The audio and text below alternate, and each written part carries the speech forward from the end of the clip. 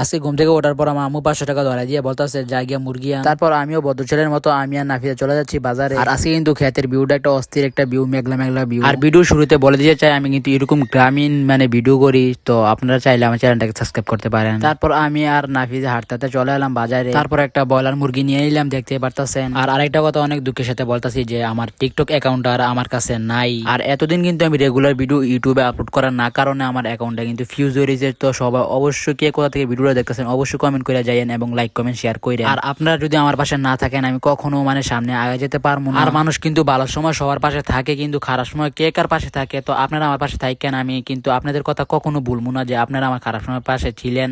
আর আমার যদি ভালো সময় আসে আমি আপনাদের কথা কখনো ভুলবো না। আর বাজার থেকে আসার পথে কিন্তু সারাটা পথ কিন্তু নাফিজের হাতে ক্যামেরাটা ছিল।